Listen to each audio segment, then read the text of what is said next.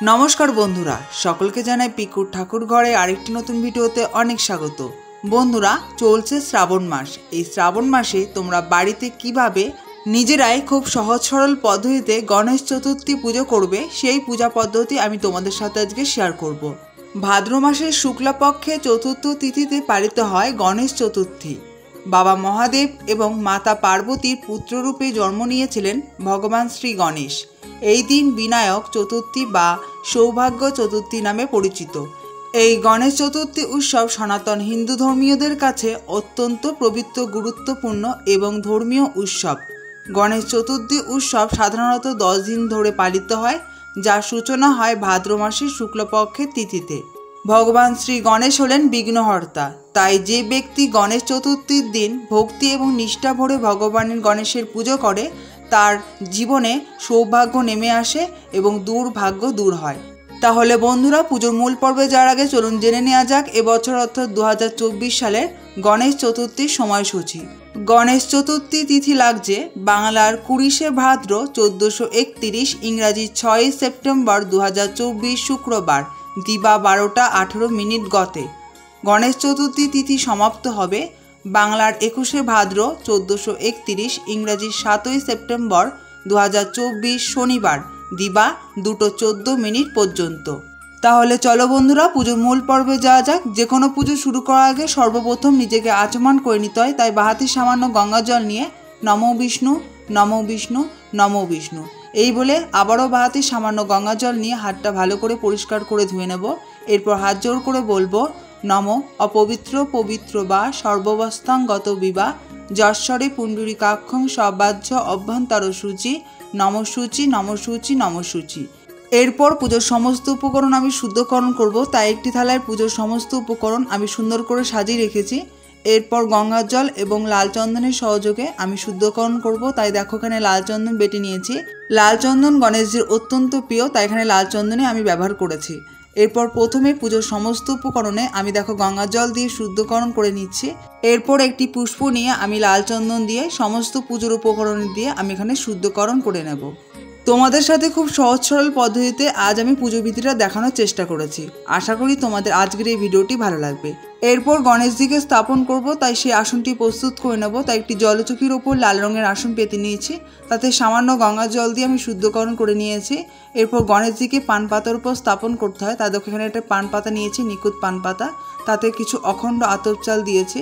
আর বন্ধুরা আতপ চাল নিবেদন করার সময় দেখে নেবে আতপ চাল যাতে ভাঙা না থাকে। এরপর আতপ চাল নিবেদন করার পর আমি কিছু পুষ্প দিয়ে আমি আসনটি প্রস্তুত করে নেব এবং গণেশজিকে আমি স্থাপন করে দেব। যে কোনো পুজো শুরু করার আগে প্রদীপ এবং ধূপকাঠি প্রচলন করে নিতে হয়। আজ আমি গণেশজির সামনে আমি এখানে তেলের প্রদীপ প্রচলন করেছি এবং এই দুটো ধূপকাঠি প্রচলন করে নিয়েছি। তাই প্রথমে ধূপকাঠি দ্বারা আমি গণেশজিকে আরতি করে নিয়েছি 3 বার প্রদক্ষিণ করে। এরপর তেলের প্রদীপ দ্বারা আমি গণেশজিকে 3 বার প্রদক্ষিণ করে আরতি করে নেব। এরপর গণেশজিকে স্নানাভিষেক করাবো।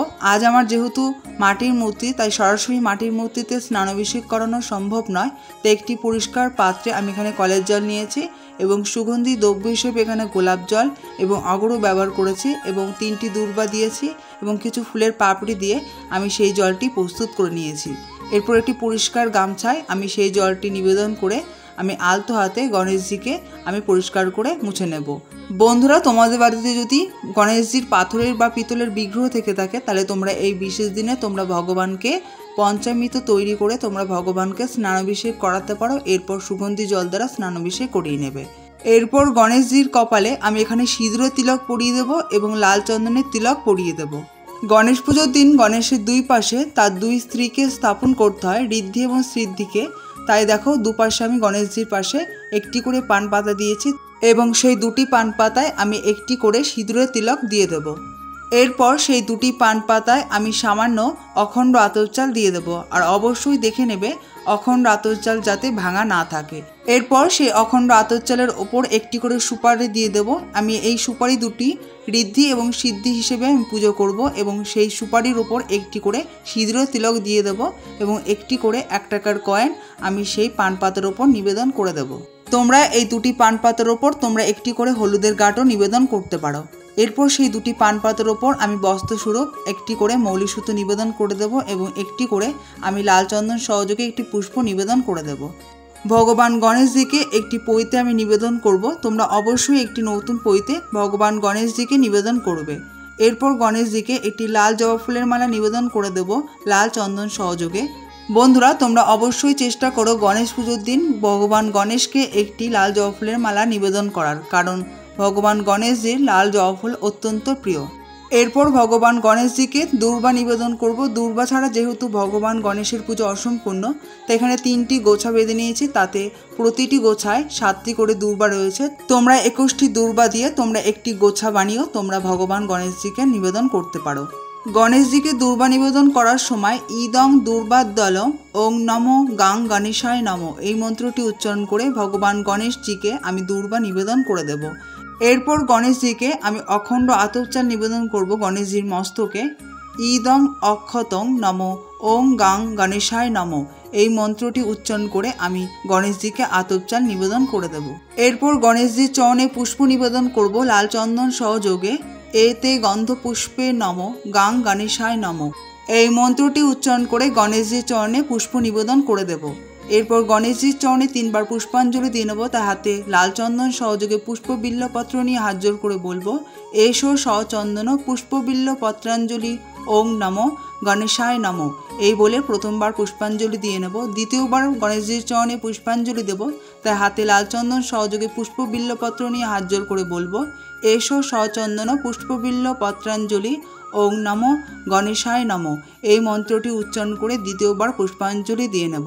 শেষবারের মতো গণেশজির চরণে পুষ্পাঞ্জলি দেব। তাই হাতে লাল চন্দন সহযোগে পুষ্পবিল্লপত্র নিয়ে হাত জোর করে বলবো, এসো সচন্দন পুষ্পবিল্ল পত্রাঞ্জলি ওং নমো গণেশায় নমো এই বলে আমি পুষ্পাঞ্জলি দিয়ে নেব। এরপর হাত জোর করে প্রণাম করে নেব। প্রণাম মন্ত্রটি হলো, একদন্তং মহাকায়ং লম্বোদর গজননম বিঘ্ননাশং করং দেবং হেরম্বম প্রণমাম্যহম এই মন্ত্রটি উচ্চারণ করে গণেশজিকে আমি প্রণাম করে নেব।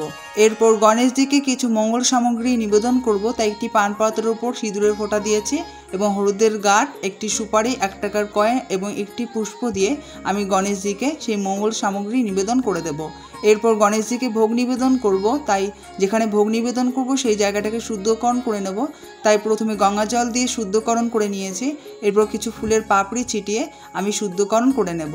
এরপর গণেশজির যেহেতু লাড্ডু অত্যন্ত প্রিয়, তাই গণেশজিকে আজ আমি লাড্ডু দিয়েই ভোগ নিবেদন করছি। তাতে বিল্লপত্র এবং পুষ্প দিয়ে আমি গণেশজিকে লাড্ডু দিয়ে ভোগ নিবেদন করে দিলাম। এরপর গণেশজিকে গোটা ফল নিবেদন করেছি।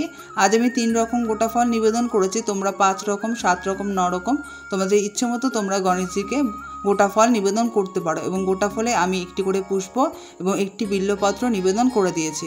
এরপর গণেশজিকে পান করার জন্য 1 গ্লাস জল নিবেদন করেছি। তাতেও আমি পুষ্প নিবেদন করে দিয়েছি।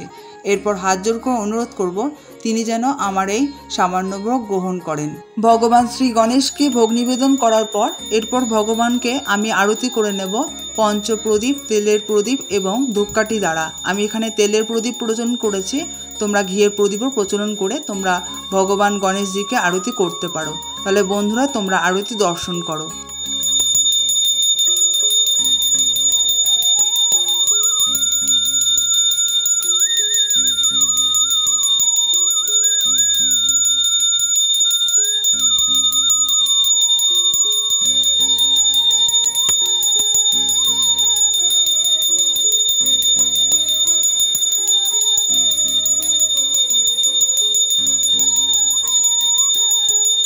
ভগবান শ্রী গণেশের আরতি সম্পন্ন হওয়ার পর গণেশজিকে আমি হাত জোর করে অনুরোধ করব তিনি যেন আমার এই সামান্য পুজো গ্রহণ করেন। বন্ধুরা, তোমরা বাড়িতে খুব সহজ সরল পদ্ধতিতে তোমরা কিভাবে নিজেরাই পুরোহিত ছাড়া তোমরা বাড়িতে গণেশ চতুর্থী পুজো করবে সেই পুজো পদ্ধতি আমি তোমাদের সাথে আজকে শেয়ার করলাম। আশা করি তোমাদের আজকের এই ভিডিওটি ভালো লেগেছে। বন্ধুরা, যদি তোমাদের আজকের এই ভিডিওটি দেখে ভালো লেগে থাকে তাহলে অবশ্যই ভিডিওতে একটি লাইক করে অবশ্যই কমেন্টের মাধ্যমে জয় গণেশ লিখতে ভুলবে না। আর বন্ধুরা, তোমরা যারা আজকে আমার চ্যানেলে নতুন রয়েছো তাদেরকে অনুরোধ করব আমার চ্যানেলটিকে সাবস্ক্রাইব করে আমার পাশে থাকার জন্যে। আর আগের থেকেই যারা আমার চ্যানেলটিকে সাবস্ক্রাইব করে আমার বন্ধু হয়ে রয়েছো তাদেরকে অসংখ্য ধন্যবাদ আমার পাশে থাকার জন্যে। আর যেসব বন্ধুরা আজকে আমার ভিডিওটি শেষ পর্যন্ত দেখলে তাদেরকে অসংখ্য ধন্যবাদ আমার ভিডিওটি শেষ পর্যন্ত দেখার জন্যে। আজ আমি এই গণেশ পুজোটা আজকে আমি মাটির মূর্তিতেই তোমাদের দেখালাম। তোমরা যদি চিত্রপটে পুজোবিধি দেখতে চাও তাহলে অবশ্যই কমেন্টের মাধ্যমে আমাকে জানাবে, আমি তোমাদের সাথে চিত্রপটে পুজোবিধি দেখানোর চেষ্টা করব। তাহলে বন্ধুরা, আজকের এই গণেশ চতুর্থী পুজোবিধি আমি এখানেই শেষ করছি। দেখা হচ্ছে পরবর্তী ভিডিওতে। ধন্যবাদ।